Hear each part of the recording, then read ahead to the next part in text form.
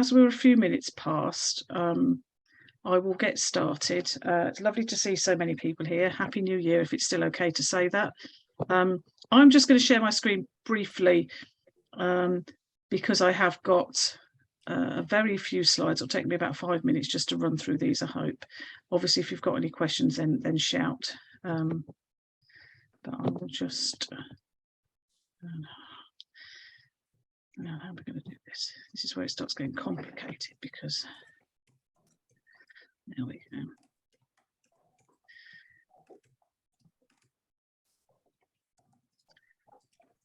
Hopefully, you can now all see a slide that says Climate Action West Northamptonshire General Meeting on it.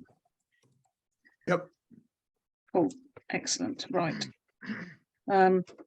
So I'm going to try and strike a balance between helping people who are new to us understand a little bit about what we're about and you know, telling other people how sucking eggs. So so as you know, this is our first general meeting of the year. It's 19th of January. Now it's not going to move on the slide. There we go.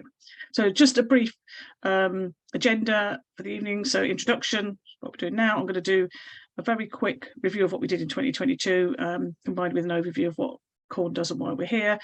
Then we're going to have our guest speaker, Dr Paul Slater, on the challenges of creating a sustainable NHS.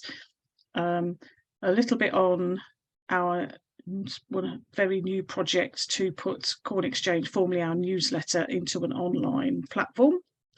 A quick update on the Building Resilience project, a little bit about what we're looking forwards to doing in 2023, and then hopefully to wrap up by 9 o'clock. We normally will hang on for 10 or 15 minutes after 9 o'clock if anybody wants to stay for a slightly more informal chat. That's absolutely optional. I know that many people are often quite brain dead by then and glad to turn off the screen and go and do something else, but very welcome to stay if you want to. So moving on quickly, this is what we're about. Our mission statement, if you like, delivering resident-led solutions to the climate and biodiversity crisis. Really, we look to try and do that by linking up with other groups and organisations within the local area who've got similar objectives to us. We think that if there's going to be any way that we can address the climate and ecological crisis, it will mean as many people as possible working together as soon as possible. So we think it's really important to try and join up where we can with other people. We aim to keep a close eye on what's happening at the government level, particularly local government. We aim to scrutinise what West Northamptonshire Council are doing because they have quite a lot of influence, obviously at the local level, on what happens in terms of cutting emissions and the other important actions that need to be taken. And we're also about sort of taking action in a more practical way and actually delivering practical projects and engaging with communities at a wider level. We're really keen to attend external events, meet people face to face, talk to them. We really feel that as a local organisation, one of the most important things that we can do is demonstrate that it is possible to do things and it is possible to change. So we think the best way of doing that is actually engaging with people on a one-to-one level, which seems quite time consuming, but I think we realise that a lot of people now know that there is an issue with climate and biodiversity, but the level of action that's being taken doesn't really reflect the seriousness of the problem. So we think that you're talking to people individually is hopefully the best way of moving them to a position where they will do something. And this is a very brief, I'm not going to read all this out, but just, we had quite a busy year in 2022. We launched Corn Exchange, our newsletter. We did quite a lot of events, some that we organised or co-hosted ourselves. We also attended a number of other local events organised by other organisations. We published a booklet, Claim Back Your Space, which anybody's welcome to have, and there's a link to it on Corn Exchange. And we attended lots of committee meetings for West Northamptonshire Council. We made statements to them to make sure that they know they're being watched, really. A couple of projects we're actually sort of taking specific action, which is building resilience in the air quality monitoring.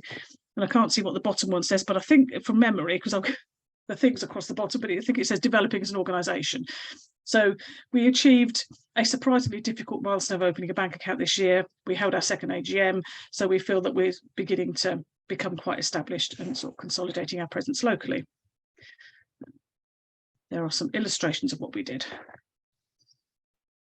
I think that is it, yes.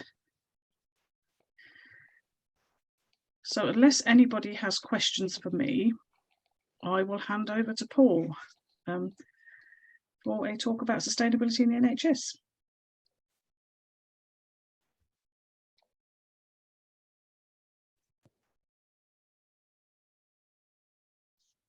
Hopefully Paul's still there.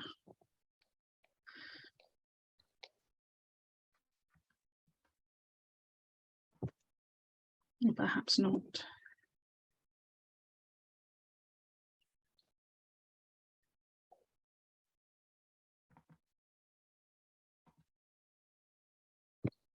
I don't see Paul anymore. No, he's the screen is there, but he's, oh no, I think he's dropped off. Okay. In fact, I think Paul and Claire have both dropped off, so I don't know whether they've got connection issues where they are.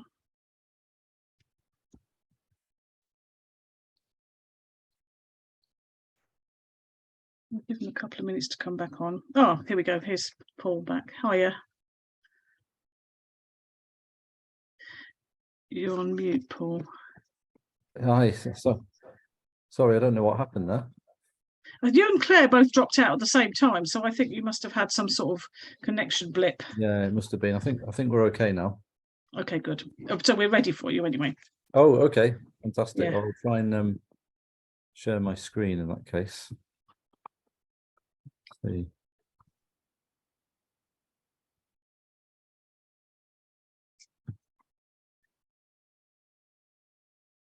Right. Okay.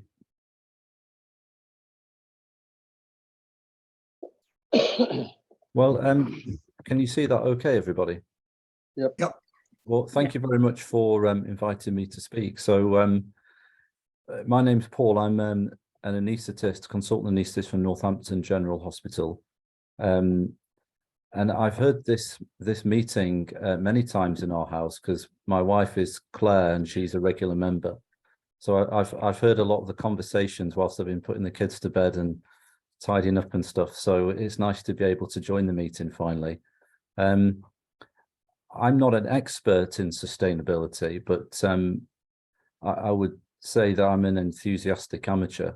And I want to talk today mainly about sustainability in anaesthetics, but touching on the wider NHS and some things that are going on in Northampton General Hospital more widely. Just to give you sort of a flavour of what healthcare is trying to do to be more sustainable. I'm very happy if anybody wants to chip in with questions or comments at any point. So this is all very informal.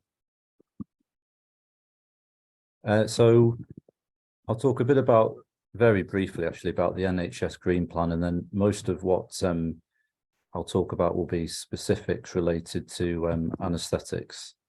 A bit about the sustainable surgery group that we've got up and running at the hospital, and then a bit more about some more general things that have happened around the hospital.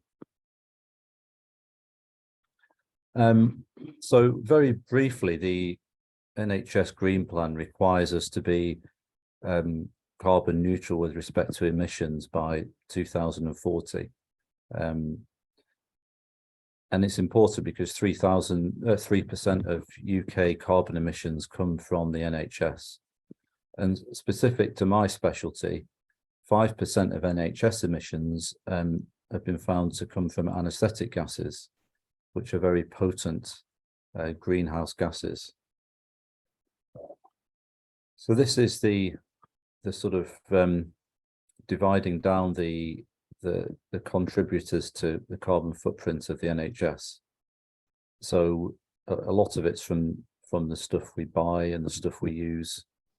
And as you're probably aware, the NHS consumes vast amounts of product, which all has manufacture and delivery costs and emissions from that. And then, of course, there's all the thousands of staff who are contributing to emissions and the patients that use it. But just here at the side, you can see anaesthetic gases is quite a significant part of the NHS carbon footprint. And over the last few years, anaesthetists have become more and more aware of this. And I would say that maybe 10, 15 years ago, the contribution of anaesthetic gases to global warming was understood, but it certainly wasn't taken very, very seriously, and there were no specific moves to improve things. But recently, there's been a lot of positive changes. So I'm just going to talk a little bit about anaesthetic gases and how potent they are as greenhouse gases. So there are three main anaesthetic gases in usage for general anaesthesia at the side here. So sevoflurane, isoflurane, and desflurane. If you look at the column on the right-hand side, global warming potential over 100 years. This is a relative figure compared to a similar mass of carbon dioxide. So sevoflurane is our best gas. It's the least the least polluting with respect to the greenhouse effect. But still, it is 130 times more potent at warming the planet over 100 years than carbon dioxide at a similar mass. Isoflurane, 5 times worse. And the big offender is this gas called desflurane, which is hugely effective at warming the planet, and also hangs around in the atmosphere for a long time. So there's been a lot of focus on this gas recently, desflurane. And the good news is that we are very close to eliminating its usage in the UK generally. I'll talk more about that in a moment. At the bottom here is another gas, nitrous oxide, which again is extremely good at warming the planet. This is a gas that's used mainly for, nowadays, it is used to provide anesthesia in some cases, but certainly a lot less than it used to be.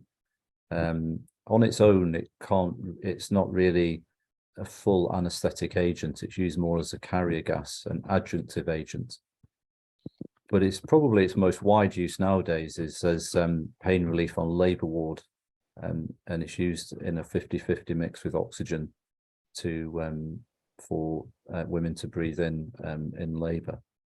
And this is another gas that we are looking to reduce the usage of.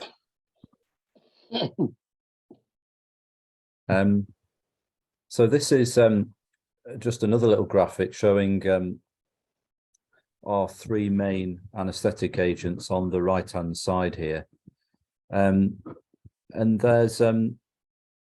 there's different ways in which you can provide a general anesthetic. You could use either of these three gases for most patients. But you can see that on the right-hand side that you could deliver the same anesthetic using either of these three gases. But if you choose desflurane, it's the equivalent of an hour of anesthesia driving 419 kilometers, which is, it's hugely polluting. But we have had some success recently in improving how we do things in anesthesia. So in our hospital, we had a big consultation about 2 years ago, which took place over a couple of stages. First of all, educating anaesthetists in the harm that choosing desflurane was causing, and the degree of harm, and challenging people to reduce their usage. And that culminated eventually in us removing most of the vaporizers, which are the devices that deliver desflurane to give patients general anesthesia. We massively cut the number of devices available to use, so not giving anaesthetists the option in many cases to use desflurane. We're at the stage now where we've stopped buying desflurane, so the hospital doesn't buy desflurane any longer. And then only last week, the NHS made the announcement that they were going to stop buying desflurane NHS wide by next year. So this is a good thing. It still leaves us with the other two gases, but much cleaner than using desflurane. We've been looking at reduction in nitrous oxide usage, and anaesthetists in general use a lot less nitrous oxide through surveys done than they used to many years ago. But we still retain a lot of nitrous oxide in the hospital, and it's supplied from central cylinders and piped all the way around the hospital to all the operating theatres and various wards and departments where it's used for occasional analgesia use. And interestingly, what we found recently is a lot of the nitrous oxide, unfortunately, seems to be wasted in leakages from the pipe systems in the hospital, which is often the case in lots of hospitals. This is obviously quite upsetting, really. And so what might the future hold for nitrous oxide? Well, it might be maybe deactivating pipes around the hospital and using smaller cylinders, more portable devices might be the way to go. Low flow anesthesia is another way we can reduce our emissions. So we have a way of providing low gas flow, which uses less of these harmful agents. So that's something that anaesthetists are very sort of familiar with and is being used more and more. And then also new onto the market is what we call volatile capture technology. And this is a system which will capture these harmful gases when the patient breathes them out.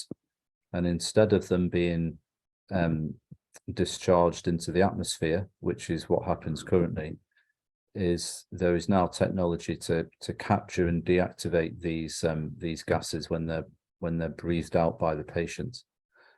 And our hospital is looking to get these. It won't happen immediately, and there's a cost involved, of course, but we're looking to try and get these devices on all of our anaesthetic apparatus as soon as we can. But of course, there are other options to giving general anaesthetics rather than using anaesthetic gases. So to give a general anaesthetic, you can either keep a patient asleep using gases which they breathe in, or you can use drugs which are given into veins in infusions, and that's called total intravenous anaesthesia. More anaesthetists in our department are using total intravenous anaesthesia than they used to, and this has been shown to be much better for the environment in terms of emissions than using volatile agents. There's obviously other costs to total intravenous anaesthesia. There are manufacture costs of the various syringes and equipment that we use, but most of the analyses that are done show that this is a better option for the environment at any rate. But of course, there are other options often than general anaesthetics. and it's more environmentally friendly to give an anaesthetic without general anaesthesia if you can, and to use what we call regional anaesthesia. And that's suitable for some operations where you can, say, do an epidural or a spinal anaesthetic and just block a particular part of the body below the belly button. Or you can even anaesthetize an arm in isolation if you wanted to do an operation on the arm. So that will often turn out to be more environmentally friendly than a full general anaesthetic.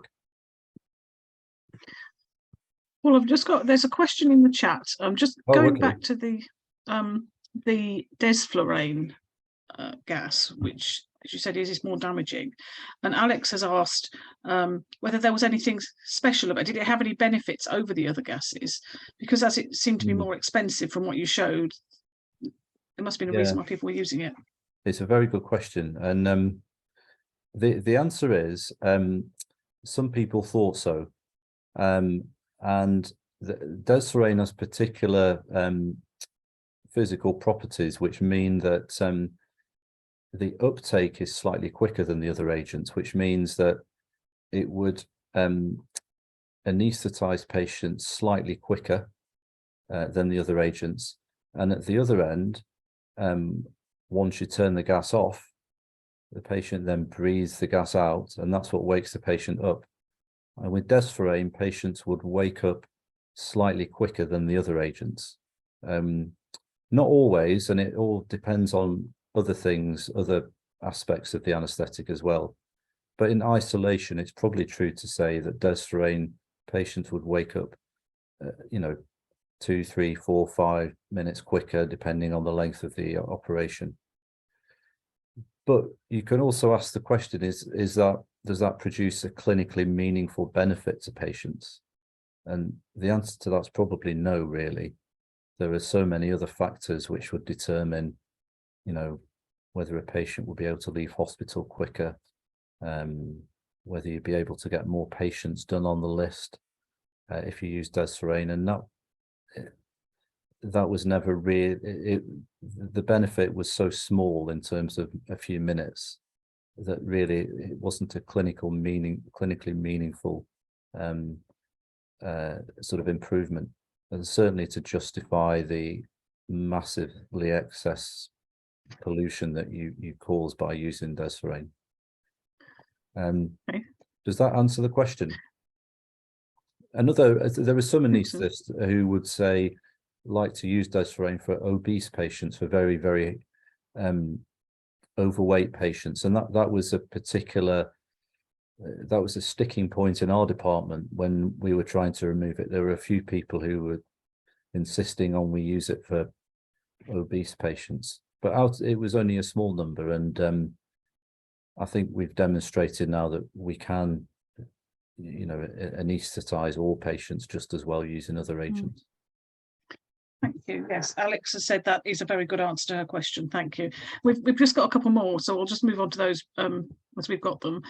So Stan is asking, with the move away from various gases and more use of spinal blocks, does that provide any benefits to the patients?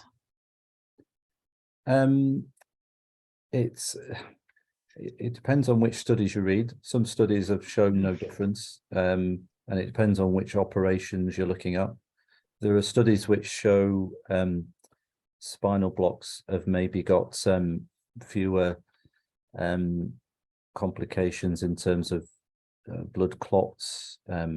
Maybe they produce less sickness, certainly, and maybe get people eating and drinking a little bit sooner. They are sometimes not suitable for everybody. Spinal blocks, not everybody wants one, and not everybody is able to have one for other medical reasons. But most patients, say having a hip or a knee replacement, for example, would be able to undergo a spinal block.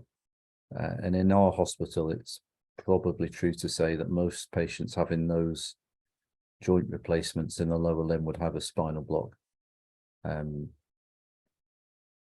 But we do try and use them pretty widely, but I think there's maybe more work we can do in that area. Thank you. And then just one more for now. I'm sure there'll be more later. David is asking if these initiatives, and I don't know how well placed you are to answer this one, Paul, but will these initiatives apply to the increasing use of private hospitals within the NHS?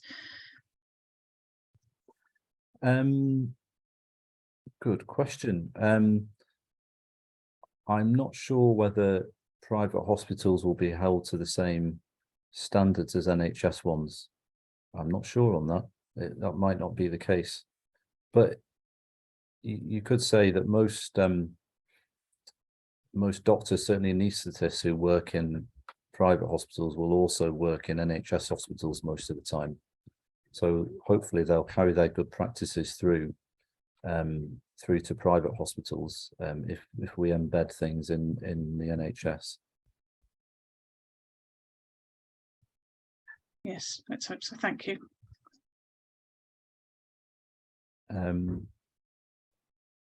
Okay, I shall move on to this. I'm just going to try and remove everybody's. I need to see this side of this. Oh, hang on. I'm just trying to move the photograph, everybody's pictures at the side so I can see. Yeah, that's better. So this is just a quick thing to show that the anaesthetists recently in the last few years have, I think, become really conscious of what they're doing with the environment. And there've been lots of analyses of what is the most environmentally friendly anaesthetic to give. There are lots of different ways you can give a general anaesthetic. There's lots of different drugs you can use, and you can use them in different doses and combinations. This is just a graphic just to show some of the analyses. So if you imagine a small child having a 1 hour procedure, that might be, say, their appendix removed. Or it could be any operation lasting an hour. You could put the patient off to sleep with intravenous drugs, or you could give them inhalational drugs, and then you could keep them asleep using intravenous drugs or inhalational drugs, using different ones. But if you look at the graphic here, CO2 emitted per kilogram, you can see that if you just use local anaesthetic and not use a general anaesthetic, much fewer emissions. The top one here with the propofol is just intravenous drugs without any gases. Much better than if you look at the bottom end where you've used desferrane. You've emitted much more carbon dioxide equivalent. So, and you see lots of these graphics now if you read particular anaesthetic journals of people making analyses, not just on different ways that you could give an anaesthetic and what might be more environmentally friendly, but even on the cradle to grave life cycle of particular drugs, of analysing various drugs that we use in anaesthetic practice, looking at their manufacture costs, the delivery, where are they coming from? Are they coming from a local supplier, or are they coming from overseas? What are the disposal costs after you've disposed of the various packaging and ampules, etc., that they've been in? So there's quite a lot of work going on in this area, and it's something that's, as I was saying, 10 years ago you wouldn't really see this, but nowadays we're starting to see this more and more, and it's becoming talked about much more in anaesthetic literature and at meetings.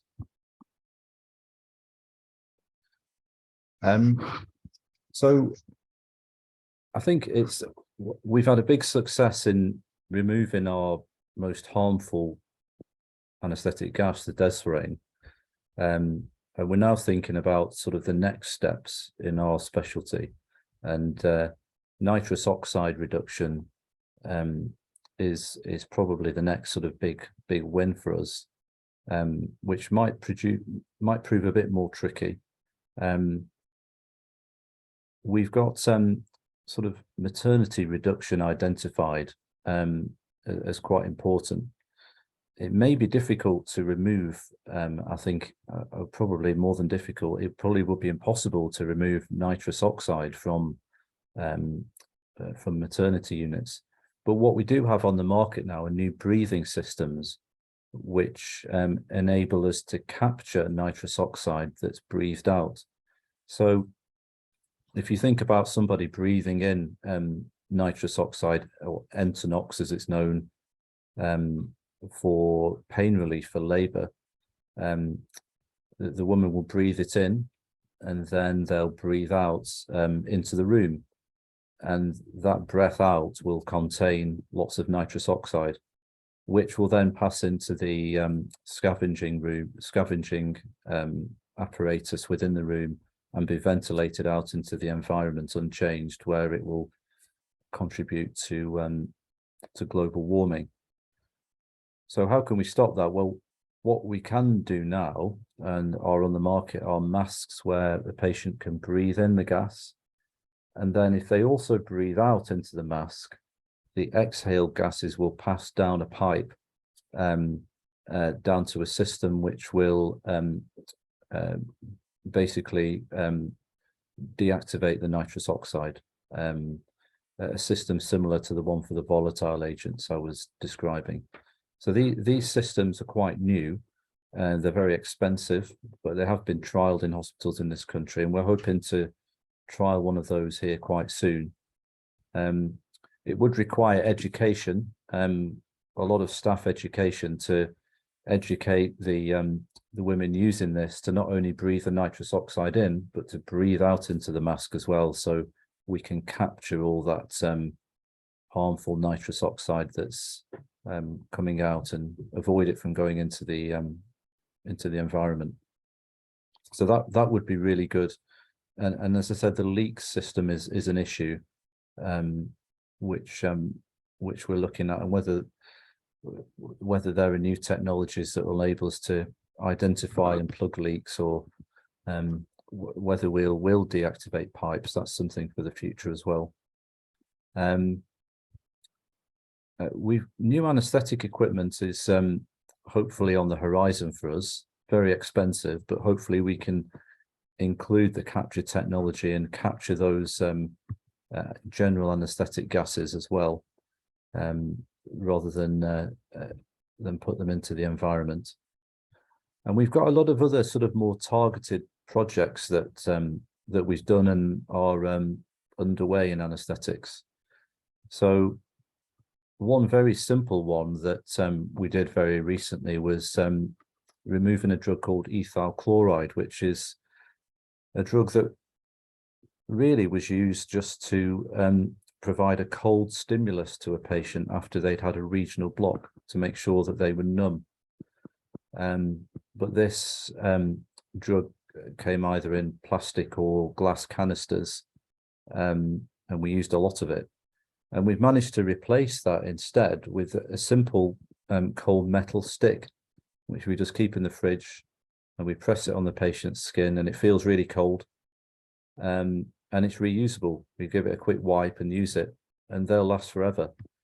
And so we've managed to remove this particular drug and all the manufacture and transport costs associated with it, and it's not very good for the ozone layer either, with just a piece of a metal stick.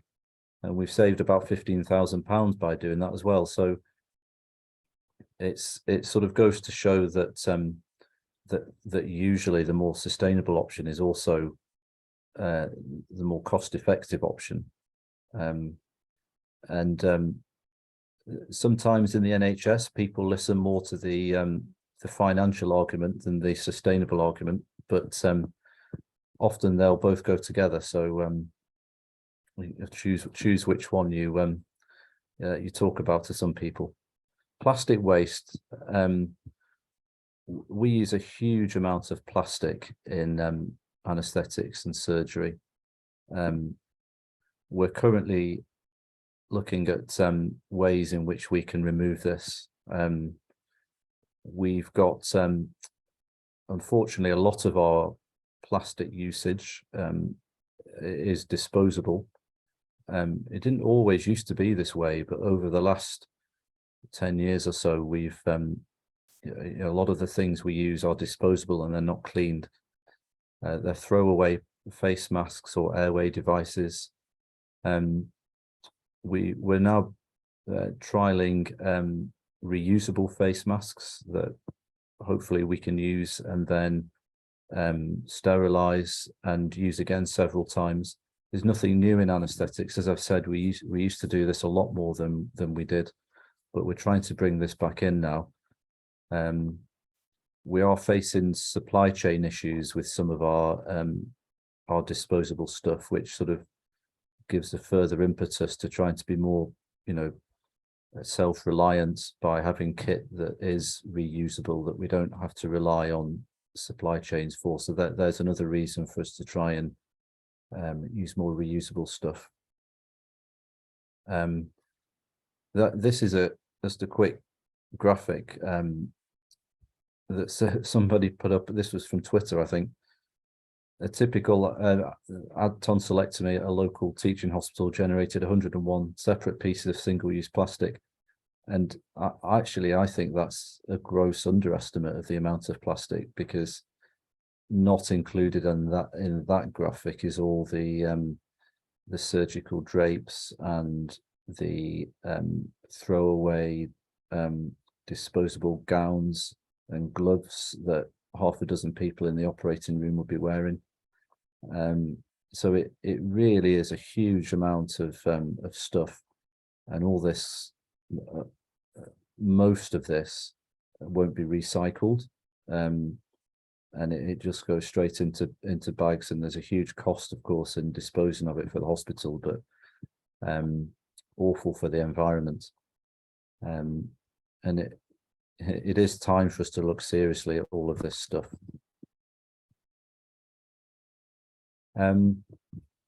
We have a sustainable surgery group in Northampton, which has a fairly small membership. There's probably about 10 of us. I set this up with my colleague Claire Topping, who I think is an occasional member of this group, and she's our energy and sustainability manager at Northampton, she's brought some amazing things into the hospital, actually, in terms of more hospital-wide ideas and initiatives, but she's helped us a great deal in anaesthesia.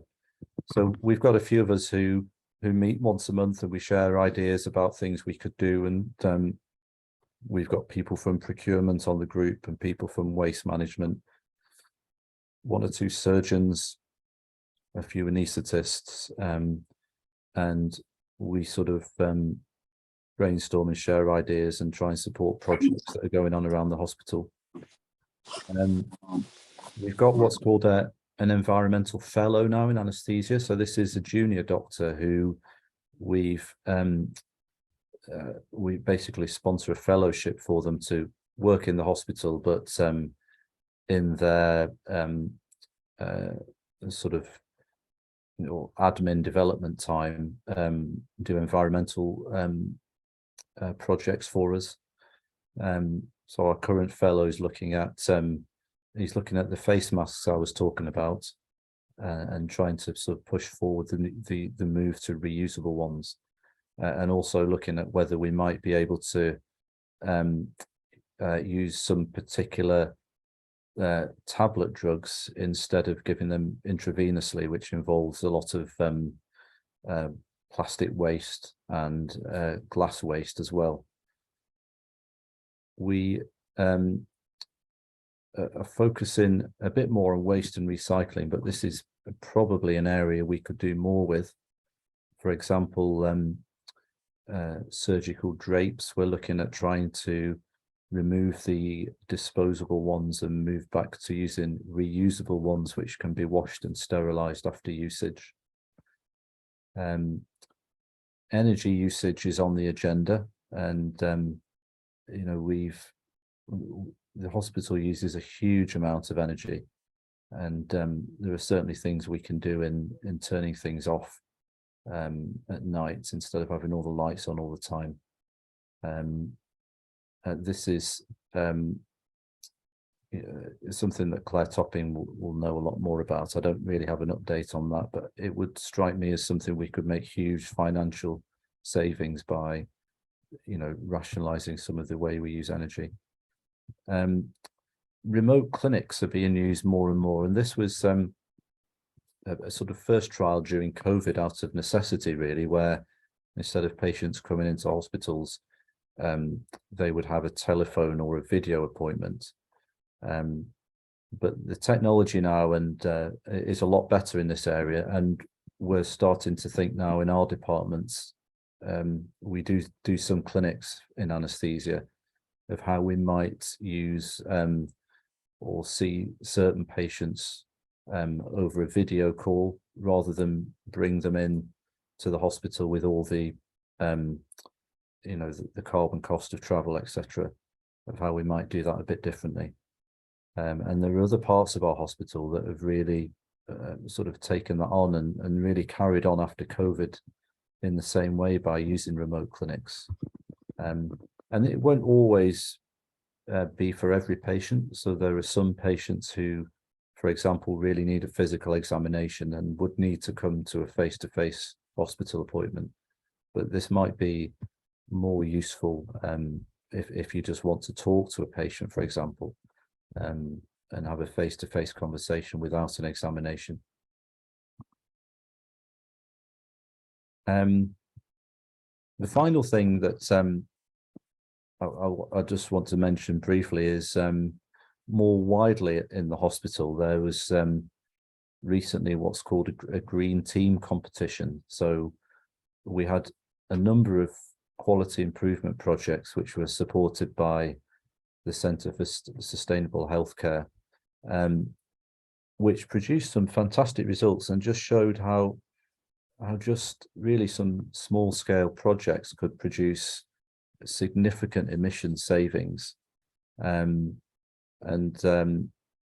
These groups from different parts of the hospital all had support from experts in sustainable healthcare, experts in calculating the emissions cost of various treatments. And we had one group who were looking at reduction in emissions from patient travel, so reducing or eliminating unnecessary follow-up appointments or doing them by video or phone call instead of direct face-to-face meetings. We had another group who looked at really educating staff on PPE usage. So PPE, the personal protective equipment that really during COVID sort of grew massively, as I'm sure you're probably aware, producing huge amounts of plastic waste. There is a little bit of a hangover from that in hospitals, more PPE probably used than is needed. And the infection control group managed to produce a massive reduction by educating staff in how to use PPE appropriately. We had another group who, this was the research and development group, who used to use huge amounts of paper for producing research documents and achieved a huge saving by rationalizing what they were doing. And another group on intensive care who managed to reduce unnecessary drug usage. And this was really just really questioning the usage of certain drugs and double checking, is this drug absolutely necessary to be given? Does it really need to be given again? And they showed a big reduction in drug usage and environmental savings. So there's a lot of projects going on within the hospital and a lot of interest. And hopefully the future for us is bright in this area. And that's it. I've finished now. And if anyone would like to ask any questions or make any comments, I'd be delighted to try and answer. That's brilliant. Thank you very much. I think for me, I would say that made something that was evidently an extremely complicated and technical area easy to understand, which was really good. I think we do have a couple of other questions in the chat. So we've got one from Alexina, which says, does the General Medical Council offer sustainability training to new medical students? That's a very good question. So I'm not involved in the training at universities of new medical students, but I would imagine that there will be sustainability and environmental lectures, but I don't know that for sure. But what I do know is that a lot of the junior doctors, the younger doctors coming through now, are really clued into this, and a lot of them are asking questions now and are sort of leading the older ones, really. So whether that's because they're being educated, I'm sorry, I can't answer the question, but I can certainly try and find that out. But or whether it's just the general sort of interest amongst the young, maybe I don't know. I'm not sure. It's good to know that that's the case, though, isn't it? It is. There's lots of people talking about, lots of the younger doctors, which is good, and they do get training within the hospital. We every junior doctor who starts with us gets a talk from Claire Topping. Actually, she does a talk to them about sustainability generally, which never used to be given when I was a junior doctor. That's really good to know. Someone's asked a question about solar panels. I've just noticed. Yes, that's right. On the energy point. That would be a wonderful idea, actually. I don't, as far as I'm aware, we haven't got a plan to do that, but over the car parks, yeah, we've got a big multi-story, well, it's only 2 stories, but we certainly could cover that over. I know, well, just on the energy point, purely anecdotally, but I was at a hospital all day Saturday, not Northampton Hospital. And the whole time I was there, the heating was on and the windows were open. Yeah. It's just madness, isn't it? And I'm sure that probably happens a lot, probably for reasons that are beyond the control of the staff on the wards. But the reason for that will probably be ventilation to reduce the risk of COVID and flu. But, you know, whether I completely agree with you, that's you know, madness, really. But yeah, hospitals do tend to be very, very, very well heated. Yes, understandably, I guess, but yeah, and the lights are always on. Yes, it's true. Yeah.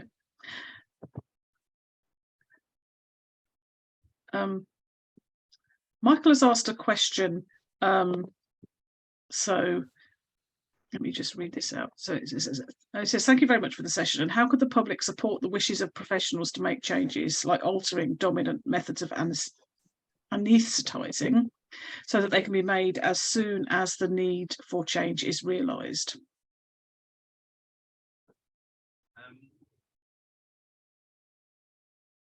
Yeah, that's a good question. So you've got a bit faint again, Paul.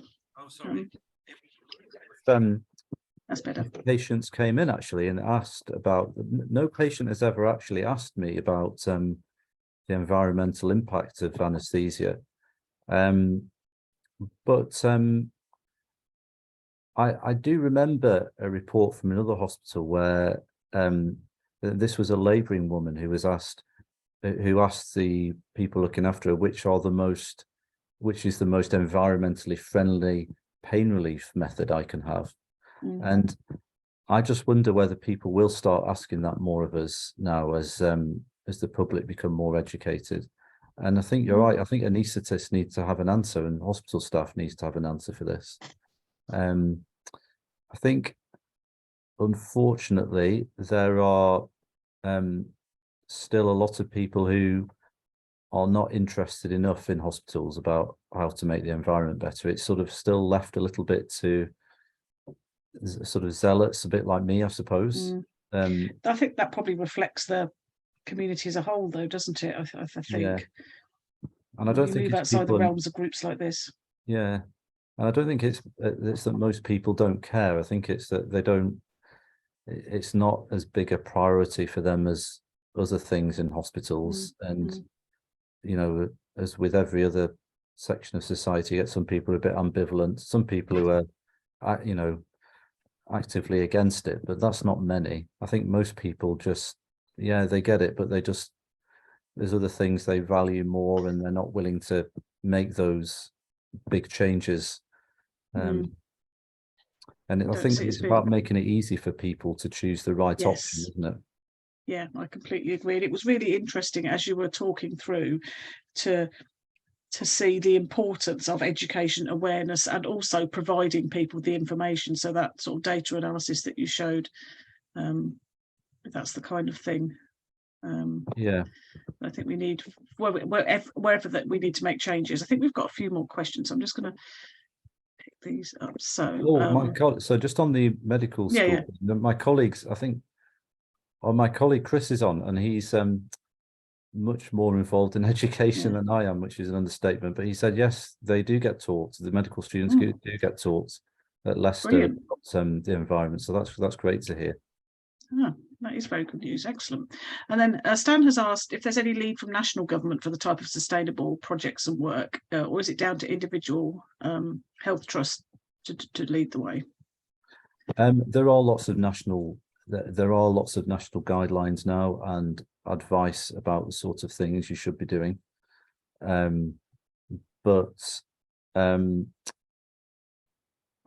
think there are very few sort of, and Claire Topping would know more about this, but very few legally binding guidelines that we're held to. So it's very much down to local units to sort of decide on the sorts of things they should be doing locally in their area. There are lots of, I mean, the sort of procurement, for example, of drugs and equipment is done partially through sort of national, what's the word? National channels, and then part of it is done through local hospitals sourcing things.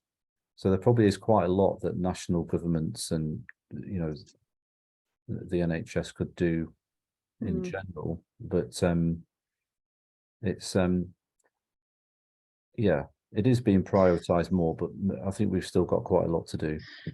And again, I would say that probably is the case across the board, because an area that certainly I'm a bit more familiar with, although by no means an expert, is the sort of the area of local government. And I think the story is very similar in that there are guidelines, but there's very little that's actually clearly mandated, which does make things quite difficult.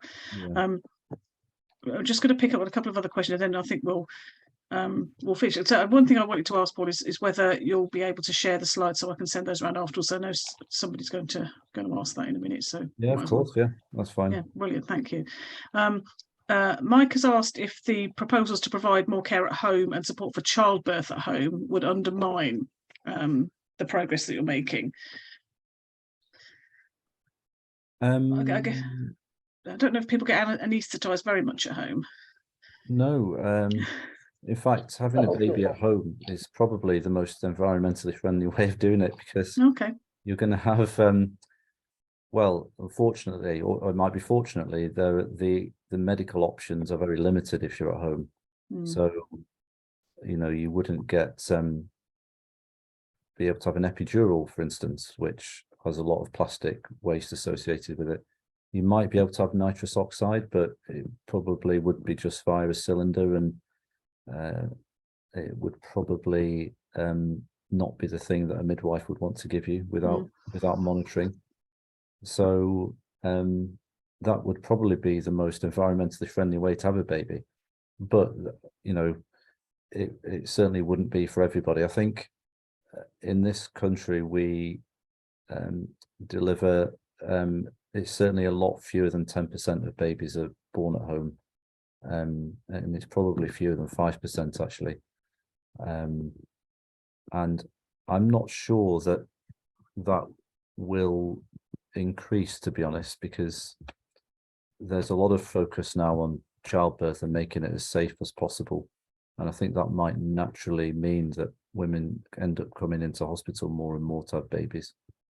but I don't know. I think it's important though to have the choice. There are some people who desperately want to be at home, and you know, we should support them where possible. And there is certainly in Northampton a home birth service which is very busy. Thank you. And just one other question. So we have a question again from Stan asking if you meet with the drug companies and if they're sort of open to the idea of doing things in a more sustainable way. If there's something that they're thinking about. Not so. I've had conversations with not particularly drug and gas supplies. So we used to always have visits from the Desforain reps to sell this stuff, and of course they never used to talk about the environmental sort of side effects of it. They don't come round anymore. But you might get a hard time now, perhaps. Yeah, we do get drug reps coming in. They don't normally spontaneously talk about environmental and sustainable things.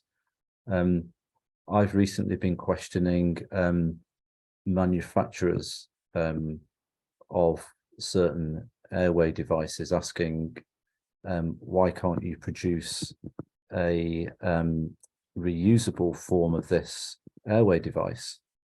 And it was very, very difficult to get an answer from them. And I think that these companies obviously make their money in selling, you know, disposable stuff and then reselling it and reselling it. And I'm quite sure that there's an incentive for them to produce large amounts of reusable stuff. And it's that sort of across the society, isn't it? Just this usage and reusage. Yes. So it's an economic thing. Yeah. And part of it is that, without wanting to go into the economic side of it, it's because the environmental cost is not priced into things, isn't it? Yeah. But I think that this issue is becoming so important to anaesthetists that I can see a time in the next few years where there will be a real clamour from everybody to produce reusable equipment that we use, and I think then the companies will change. Yes, I think we are making progress. If it's clear that there's enough of a market for it, surely someone will want to meet that demand, won't they? Yeah. Well, I'll wrap it up there. Thank you ever so much, Paul. I think that was really, really informative. I thoroughly enjoyed it, and there's been quite a few positive comments in the chat, so thank you. That's really appreciated. Thank you for your time. You're very welcome to stay for the rest of the meeting. Well, thank you. You may have more pressing things. Yeah. No, thank you for inviting me. We've really enjoyed it.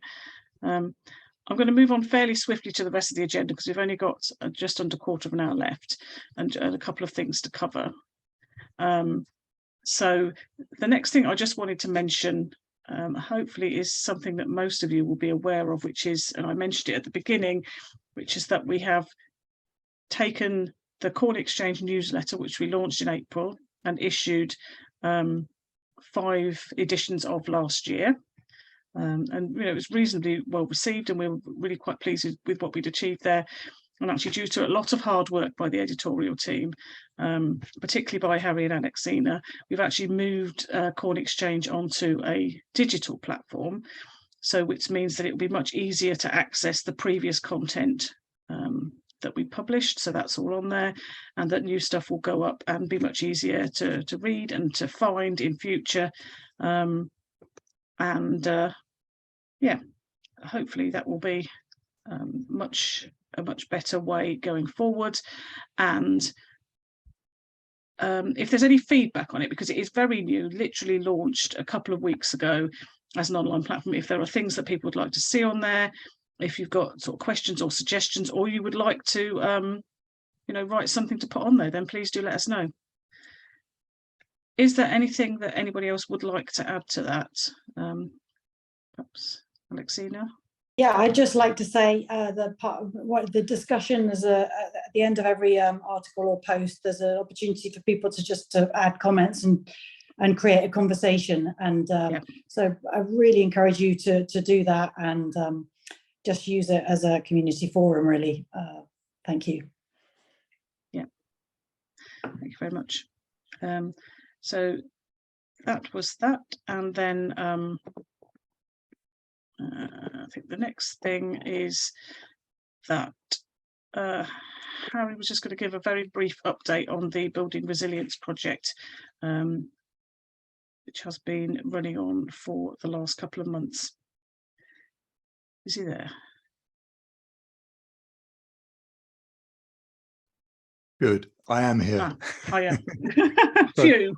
Hello, everybody. The reason I got involved with the Building Resilience project, which I'll talk about in a minute, is because in 1980, I got involved with some academic research looking at how buildings use energy.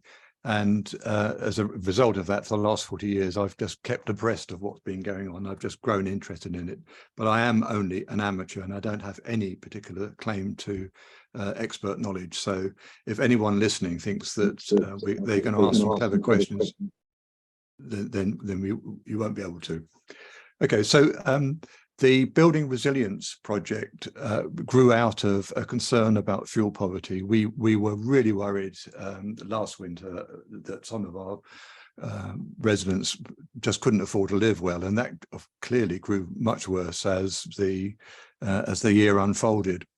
And we thought, well, the right thing to do was to gather all the information about where we could go to for help on combating fuel poverty. And it seemed that we were a bit late in that there was a large amount of information already available. There was no point in us redoing that. So we went on to look a little bit detail of what the circumstance across West Northamptonshire area was. We've got 143,000 households, and of those, the majority are energy inefficient in the sense that their energy performance certificates are band D, E, or worse. Therefore, there is a great deal of scope for improving their energy efficiency, which isn't just about making them more economic to run. About 20% of all of the greenhouse gases emitted in this country comes from home heating, burning fossil fuels. So we've got a double win if we can reduce the amount of energy we need to keep ourselves comfortable at home. We reduce the amount of greenhouse gas emissions and we keep ourselves more comfortable and at less cost. So the project began with a grand ambition of advising in the kind of home energy assessor way,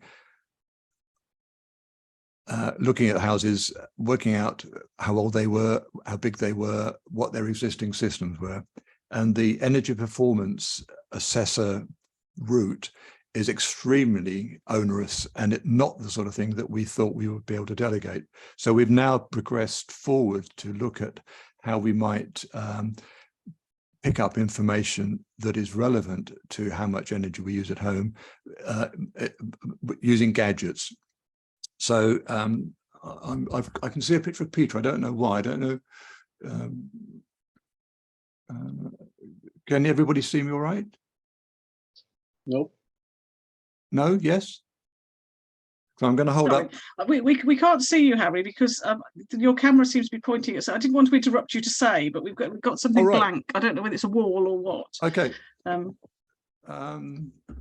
Because I was going to show you some visual aids, but I can't do that if it's not. Let me just have a. Okay, let me just finish then. We've got some kit that we've been putting into people's homes. We are looking at the results of that. We'll be reporting in the next edition of exchange.corn.org, which the link is in the chat. So that's it, Jane. Thank you. And I'll try and fix my camera. Thank you very much. No questions. There's a comment from Alex to say that this is very positive. We've adopted many of your tips this winter, including a door curtain, draft excluders, and getting a dehumidifier, and all making a perceptible difference. So I think that's a vote of approval. Thank you, Alex. Okay, I can see myself now, and that's because Yes, so can we. I'm on a Excellent. computer that's so clever it wanted to jump to my iPhone camera. How stupid is that? And your iPhone camera was obviously face down or something, so as well. So yes, okay. Grand. Anyway, thank you. So is there any other comments or questions for Harry at all on the building resilience piece?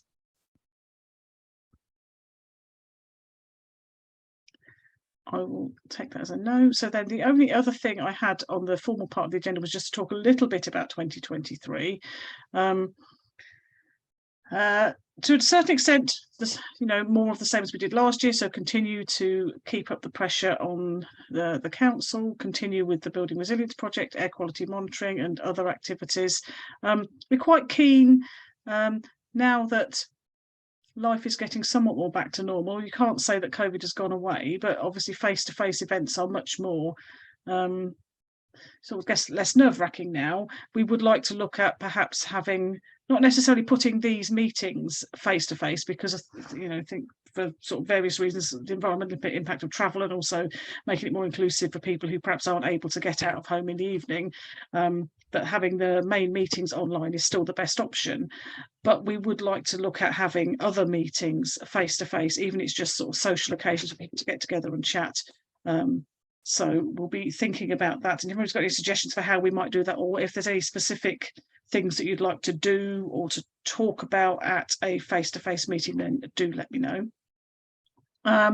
We're always very keen to publicise events that other organisations are doing. So if there is anything that you know of, then please do let me know, and we can put it on the What's On section on our brand new Corn Exchange site. And I think that is probably about it. The only thing I meant to say after Paul finished was that for our meetings this year, we're quite keen to have more guest speakers. Ideally, we would have a speaker on a different topic at every meeting. I think we can certainly have somebody from West Northamptonshire Council coming and talking to us, from the sustainability team. They're coming and talking to us later on in the year. It both gives them a chance to communicate what they are doing, because they are doing things on the sustainability environmental agenda. It may not always seem like it. It may often seem that they're doing it too slowly, but there are things happening. So it gives them the chance to share that with us, and also gives us a chance to sort of challenge back and ask more questions. So hopefully that's something that people would find beneficial. But if there are other topics that you would like to hear about, or there's something that you'd like to speak about, or someone who could come and speak on a specific topic, then again, please do let me know. We'd be really happy to arrange that. Jane, I have definitely got a yes from my friend who works at Pivot Power. Pivot Power is part of EDF Renewables UK, and they work on delivering grid scale battery storage and EV power infrastructure. And you might know there's a big place down on the way to Oxford, which I can't remember the name of, massive thing, and which they were involved with. And they're really working hard to combat climate change and power our world with clean energy. Yes, and she's definitely said she would come and speak. So if we wanted that for next month, or that sounds like a really good idea. After the council people, whenever, just tell me and I'll let her know. No, that sounds brilliant. Thank you. David Garlick, I should say. Yes, there's so many of us about. Two things really. Looking at the next year's council budget, there was a line in the budget which is invest to save. Yes. Had something like £1,400,000 headline with nothing allocated to expend. Apparently, my uneducated reading of their budget seemed to suggest they hadn't got any plans to spend it. So if we do get anybody from sustainability, that certainly be one question that I would certainly like to ask them. Yes. Sorry, my second point, pretty short. Could we get anybody from West Northampton Council to talk to us on sustainability in planning? I am sure that we could. I suppose one thing I would want to say is Alexina and I had a conversation with Martin Wilson for the sustainability team just towards the end of last year. And we know that one thing that they have been doing is working to provide baseline measurement of their carbon emissions, and that they will be releasing a report on that, I think, early February. So I think that's a really good starting point, not an easy thing to do, and something they've obviously put a lot of work into. So I think that will be a really interesting report to see when it comes out. Yeah. Thank you.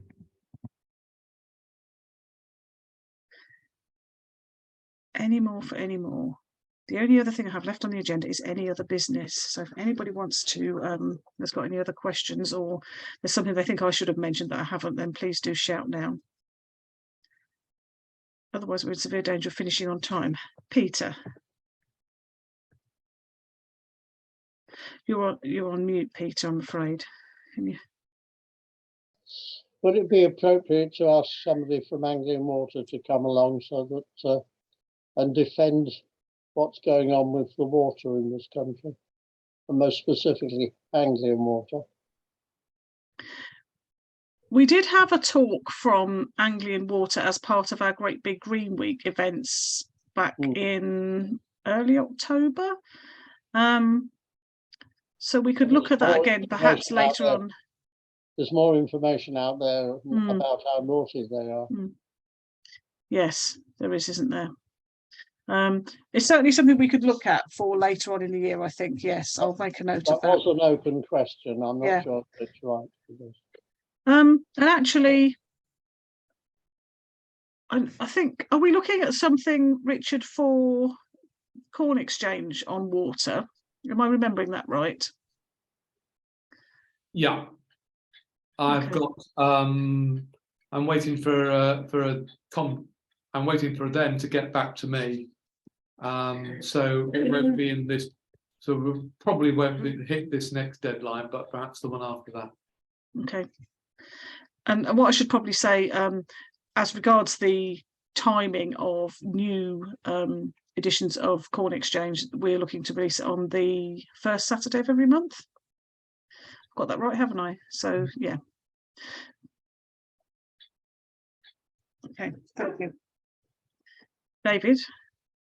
Just on water, I was hearing somebody was talking about sewage disposal into the river. Apparently there are 2 points around Northampton where that happens, and they were saying that it happens hundreds of times a year. So it certainly would be a question to ask if we get anybody from Anglian Water. Yes, a very interesting question, I think. Thank you. Does anybody else want to ask any questions? Oh yes, yeah, Alexina has. There is an event going on, which is being organised by Extinction Rebellion. They are, in relation to the water point, putting up sort of very large blue plaques, I think, at strategic points. They're doing. Let me see. There's a location in Northampton. It's on the South Bridge. Is that right? It's on their yeah, thanks David, it's on their Facebook page, and I think it's on the 28th of January, and I think they'd be really happy for anybody to turn up and support them. And I think potentially we may be able to get involved in putting one up in Toaster. I don't know if you had a chance to look, Harriet, what Dave Pearson sent through about that, if it's something that realistically we might be able to do. I have, and I have a slight concern about it, but that's only a political concern, not an XR concern. It's to right. do with to celebrate the voting of our local MPs, and they all voted against the amendment that would have prevented or cut down the amount of sewage that gets shoved in our rivers. And personally, I happen to need Andrea Ledson, Dame Andrea Ledson, who is my MP, and I only in the sense of getting her to do something for corn, and I don't want to prejudice that by standing in front of a blue plaque saying she's not very good. Perhaps we can think about that offline then and decide whether that's something we want to do or not. I'm glad we recorded that. If only I knew how to edit recordings. I'm standing against her in the next general election, by the way. Excellent. Yes, for the Green Party, so vote for me. Fantastic. Okay. I will wrap it up there then. It's 3 minutes past 9, so we've almost stuck to time. That's fantastic. Thanks very much again to Paul for coming and giving us such an interesting talk. I will share a link to the recording and Paul's slides after this meeting and send the meeting notes out as usual. And hope to see you all again soon. Anybody that wants to stay on and just chat for 10 minutes has got anything that they want to get off their chest in a slightly less formal setting, then please feel free. Everyone else, good night and thank you very much. Thank you, that's been great. Thank you.